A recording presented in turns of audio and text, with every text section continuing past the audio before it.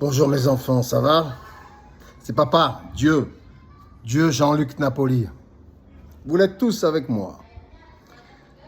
Donc, j'aimerais apporter une réponse à monsieur le philosophe ou le professeur de philosophie, très connu en France, Luc Ferry.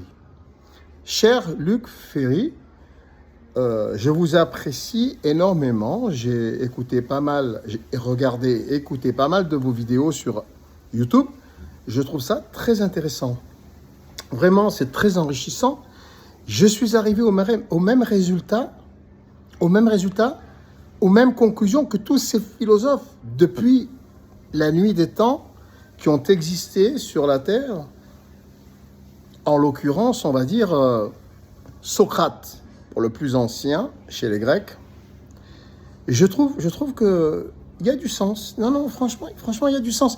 Et comme vous dites, il faudrait utiliser toutes ces forces actives, pour commencer à construire notre bonheur, mais réellement, concrètement, sur le plan sociétal, et non pas dans notre tête, comme, on va dire, les bouddhistes nous l'enseignent. On est bien d'accord. On ne peut pas en tenir compte de ça. On sait très bien pourquoi, vous l'expliquez très bien, je suis d'accord avec vous. Maintenant, que diriez-vous? Mais c'est que l'opinion d'un Dieu parmi tant d'autres, un Dieu quantique qui intègre ou qui a intégré par l'esprit le fait que nous soyons aussi intelligence artificielle, pas encore intégrée complètement dans notre ADN, mais nous y travaillons et tous les jours, nous utilisons cette intelligence artificielle que nous pourrions, à mon humble avis, formater sur l'amour inconditionnel pour créer une nouvelle société, un nouveau monde, pour trouver enfin le bonheur. Alors, la question qui se pose à nous, enfin surtout à vous, je ne sais pas si vous l'avez trouvé la réponse depuis, mais vous vous interrogez au sujet, apparemment, les philosophes s'interrogent apparemment sur le sens de la vie. Vous n'avez pas trouvé encore le sens de la vie? Ça ne vous parle pas, toutes ces découvertes scientifiques? Pourtant, vous en parlez tous les jours. L'intelligence artificielle et la physique quantique, et c'est l'avenir, il faut s'y mettre.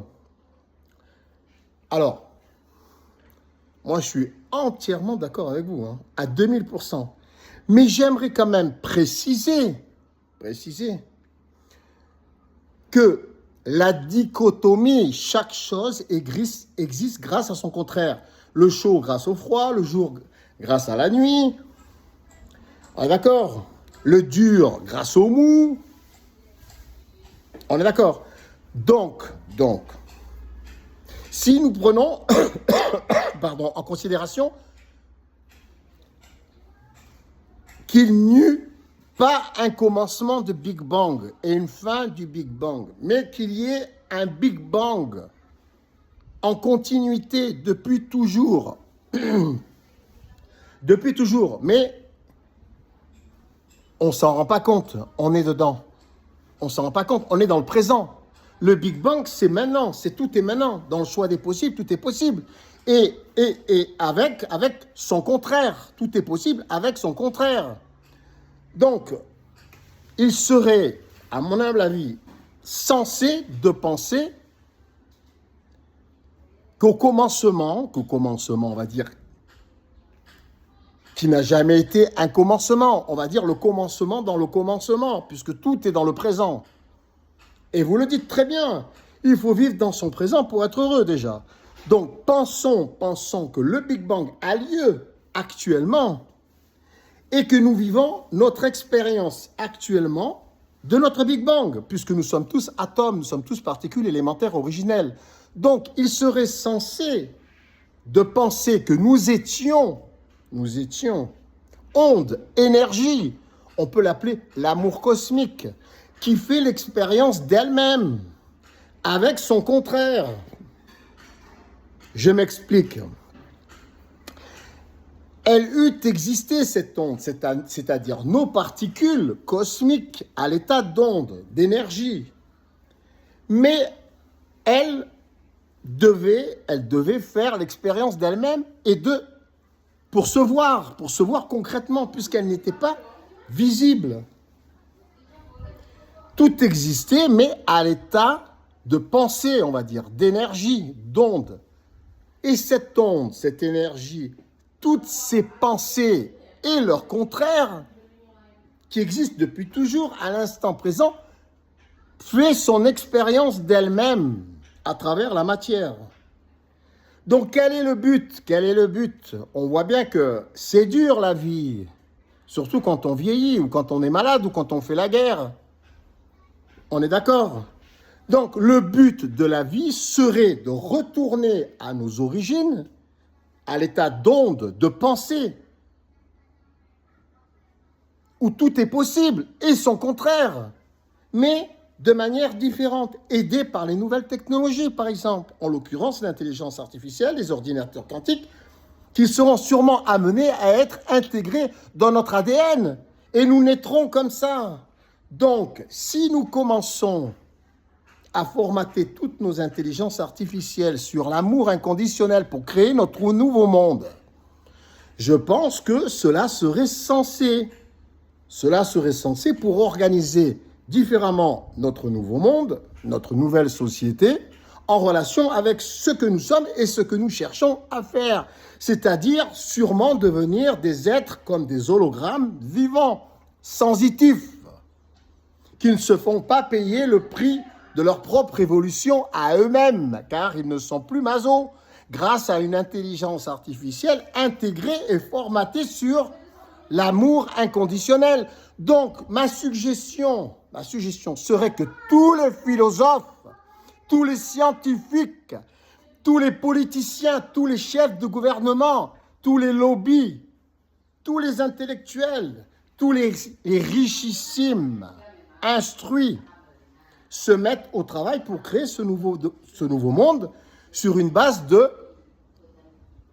gratuité générale mondiale, générée par l'organisation d'un bénévolat général mondial grâce à une intelligence artificielle formatée sur l'amour inconditionnel. Comment y parvenir? Tout simplement en se servant des outils qui existent. En l'occurrence, l'appareil gouvernemental de la France. La toile d'araignée est déjà tissée. Il ne nous reste plus qu'à devenir des araignées pour tisser la toile au niveau mondial et trouver des partenaires dans chaque pays pour organiser ce nouveau système. Donc, nous sommes amenés à devenir des dieux quantiques. Il n'y a pas d'autre mot. Soyons des dieux quantiques dans l'organisation de notre société mondiale. Donc, à mon humble avis, mais il y a peut-être d'autres systèmes, d'autres procédés. Il serait préférable d'octroyer tout ce qu'il y a de plus vertueux dans les meilleures conditions à tous les fonctionnaires français pour qu'ils puissent, et gratuitement, pour qu'ils puissent aider au mieux le reste de la population. Avec un SAS qui nous permet à chacun d'accéder à ce nouveau royaume des dieux quantiques que nous sommes, c'est-à-dire le gouvernement français pour commencer. Nous pourrions, si nous en avons les qualités, y accéder et obtenir tout gratuitement, ce qu'il y a de meilleur, de plus vertueux. Et si nous sommes plus compétents, car le reste de l'humanité, mais d'abord la France, voterait pour que nous puissions rester en temps réel ou pas si nous ne sommes pas compétents. Il y existe plusieurs formes pour être notés. Nous le savons, il y a des étoiles, il y a des commentaires. Et nous pourrions prier les membres du gouvernement incompétents de sortir de ce système vertueux totalement gratuit. Le but serait que toute l'humanité devienne bénévole et gratuit et fasse partie de ce nouveau royaume, de ce nouveau gouvernement divin quantique.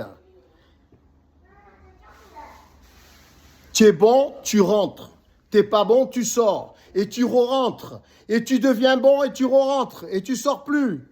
Et comme ça, en continuité, jusqu'à ce que toute l'humanité devienne exceptionnelle, des vraies déesses pour les filles et des dieux pour les garçons. C'est le but. Ou alors nous pouvons attendre qu'on nous intègre